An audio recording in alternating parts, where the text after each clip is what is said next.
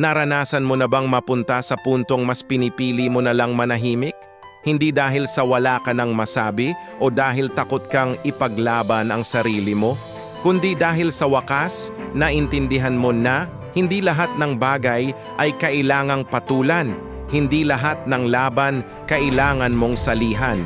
May panahon sa buhay natin, lalo na noong mas bata-bata pa tayo, na parang obligasyon nating itama ang bawat mali na nakikita natin. Bawat opinyon na iba sa atin, kailangang kontrahin.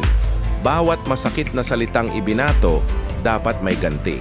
Akala natin, iyon ang ibig sabihin ng pagiging matapang, ang hindi magpatalo sa anumang argumento. Pero habang tumatagal, habang dumadami ang mga karanasan, unti-unti tayong napapagod. Napapagod tayong magpaliwanag sa mga taong sarado na ang isip. Napapagod tayong makipagtalo sa mga taong ang gusto lang naman talaga ay manginis at hindi makinig. Doon nagsisimula ang pagbabago. Dumating ka sa punto na kapag may nakita kang post na hindi ka sang-ayon, scroll past ka na lang. Kapag may narinig kang chismis tungkol sa'yo, hahayaan mo na lang. Hindi dahil sumusuko ka, kundi dahil na-realize mo na ang kapayapaan ng loob mo ay mas mahalaga kaysa sa pagkapanalo sa isang walang katuturang usapan. Ang pananahimik mo ngayon ay hindi senyales ng pagkatalo. Ito ay senyales ng paglago. Ito ay pruweba na natuto ka ng pumili ng iyong mga laban.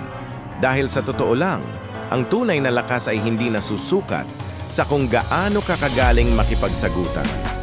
Nasusukat ito sa kakayahan mong kontrolin ang iyong reaksyon at protektahan ang iyong mental at emotional space. Isipin mo na lang, ang enerhiya na sana ay ginugol mo sa pakikipagtalo.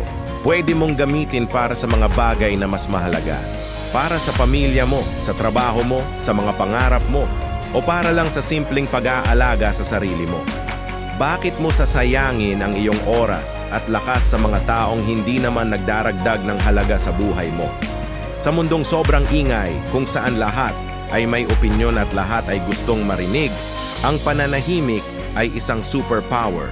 Ang pagpili sa katahimikan ay hindi pagtakas. Ito ay isang matalinong diskarte. Ito ay pag-angkin sa iyong kapangyarihan, ang kapangyarihang magpasya kung ano at sino ang karapat-dapat sa iyong atensyon. Kaya kung ikaw ay nasa yugto na ito ng iyong buhay, kung saan mas pinipili mo na ang kapayapaan kaysa sa pagiging tama, saludo ako sa iyo.